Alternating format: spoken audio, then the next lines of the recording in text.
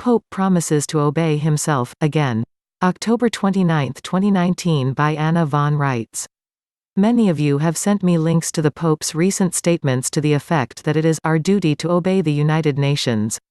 What he is really saying is that it's our duty to obey him and the Roman Curia, because the members of the United Nations are all corporations in the business of providing governmental services and are all chartered by the Holy See. It's an entire kingdom made of lies and paper, and he, Francis, owns and operates it all under color of law and conditions of deceit. It's an odd reprise of the conditions by which he came into office in the first place. Everyone knows that Jesuits take their oath to obey the Pope. So how is it that a Jesuit can be Pope? He takes an oath to obey himself? How quaint. Even pigs in the fields do the same. Francis in effect has vowed to obey himself upon taking up the office of Pope, and now has stated his duty to obey himself again with his mandate to obey the United Nations. What he should be doing is willingly and promptly liquidating all these phony governments which are his own flunkies and which have been found to be operating as criminal syndicates. Instead, he is trying to protect and promote these felonious corporate impostors as the actual governments of these countries.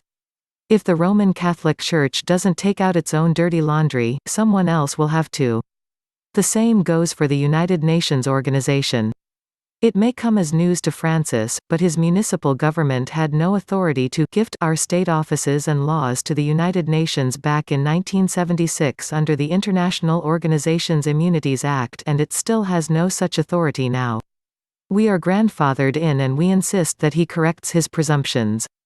It may also come as a shocker to know that he has 185,000 municipal corporations that need to be shut down in this country alone, as they are operating in contravention of international law and in violation of both the Geneva Conventions and the Hague Conventions.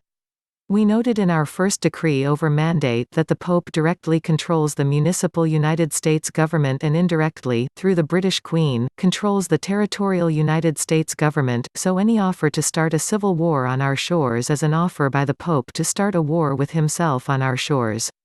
Now he counters by offering to use the International Organizations Immunities Act 1976 as an excuse to pretend that the United Nations is an entity separate from himself, but a closer examination shows that all those governments being represented as members of the United Nations are corporations and franchises holding charters under the auspices of the Roman Curia.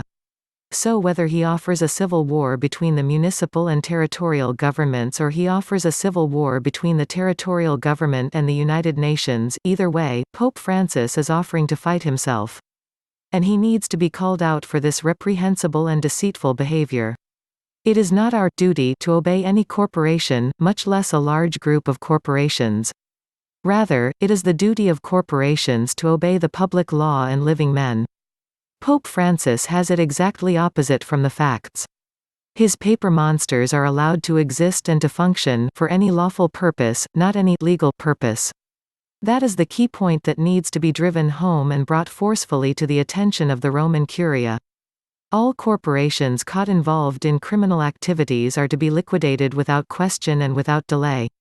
That's the deal, and the only deal we have ever made. The Pope owes this world and its people honesty and peace, and if he will not grant that willingly, he does indeed need to be the last Pope, and this needs to be the last fight that anyone ever has to have with the Roman Catholic Church and its venal secretive pagan Roman pontificate. The proposal to use the United Nations as a new storefront to replace the Roman Catholic Church's role needs to be recognized for what it is and refused en masse by the members of the United Nations organization. While the Pope appears to humble himself and his back-office organization operating as the UN Corp behind the scenes, the shell companies fronting as corporate governments need to remember that from his perspective, the servants are the masters.